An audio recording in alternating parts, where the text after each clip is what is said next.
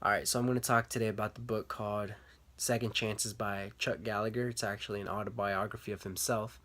It talks about how, he went from having a job, normal life, going to prison, coming out of prison, and, he's more successful than he was before he even went to prison.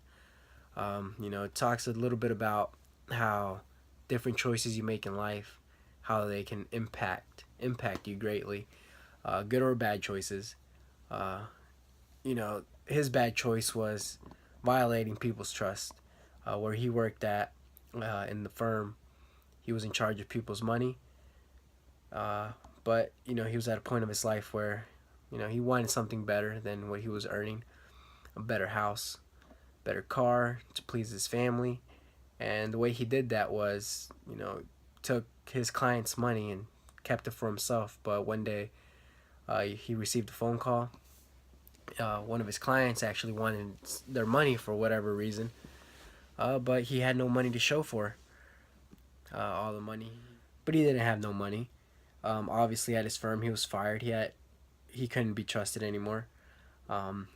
Close friends and family, they couldn't trust him. How could you trust someone who takes what other people's hard works and claim it as their own? He obviously had to pay for what he had done. Prison time was likely.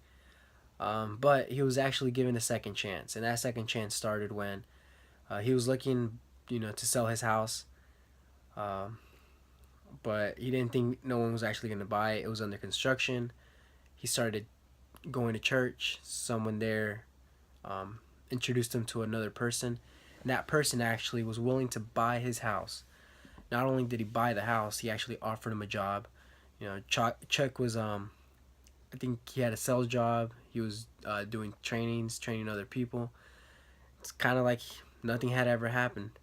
Um, but obviously, one day, time came where he had to show up to court, and he was sentenced to prison. But before he even went to prison, he was living a pretty good life those 3 years, planting seeds.